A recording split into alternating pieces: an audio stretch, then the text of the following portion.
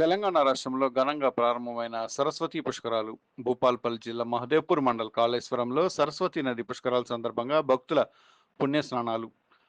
పుష్కర స్నానం ఆచరించిన ముఖ్యమంత్రి రేవంత్ రెడ్డి మరియు మంత్రులు, దేవాదాయ శాఖ మంత్రి మరియు అటవీ శాఖ మంత్రి కొండా సురేఖ, ఐటీ శాఖ మంత్రి శ్రీధర్ బాబు, రాష్ట్ర రెవెన్యూ శాఖ మంత్రి పొంగులేటి శ్రీనివాసరెడ్డి, రాష్ట్ర రవాణా శాఖ మంత్రి పొన్నం ప్రభాకర్, ప్రభుత్వ ముఖ్య సలహాదారుడు వేం నరేందర్ రెడ్డి కార్యక్రమంలో పాల్గొన్నారు.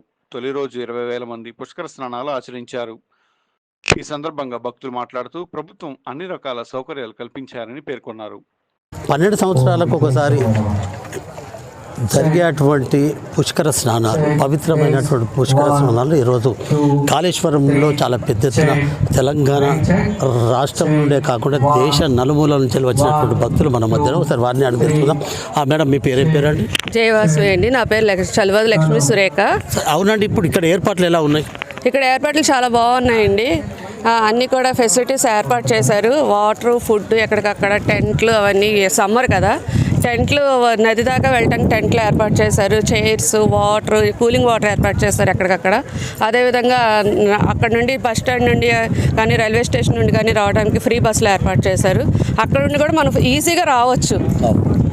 Right, okay. అంటే విధంగా మొత్తం ఏంటంటే పుష్కర స్నానాలకు వచ్చేటువంటి ఏదైతే కాళేశ్వరానికి వచ్చేటువంటి భక్తులందరికీ తెలియపరిచేది ఏంటంటే మేడం వాళ్ళు మంచి ఏర్పాట్లు చేశారు. చాలా బాగున్నది. తెలంగాణ ఏదైతే రేవంత్ రెడ్డి ప్రభుత్వం అన్ని విధాల సదుపాయాలు చేశారని వారు చెప్తున్నారు. ఇంకెవరైనా వచ్చే వాళ్ళు ఉంటే త్వరగా వచ్చి వారి యొక్క పితరులను గుర్తు చేసుకొని ఆ పిండ ప్రదానాలు చేసుకొని మంచిగా వెళ్ళాలని వారు కోరుకుంటున్నారు.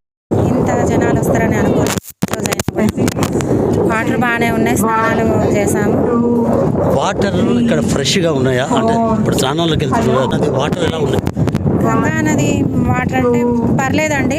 వాళ్ళ ఫస్ట్ రోజే కదా, కొంచెం బాగానే పర్లేదు.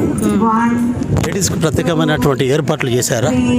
స్నానాల గదులని వేశారు. మరి స్నానాల గదులలో బట్టలు మార్చుకునే వాళ్ళు మార్చుకుంటున్నారు.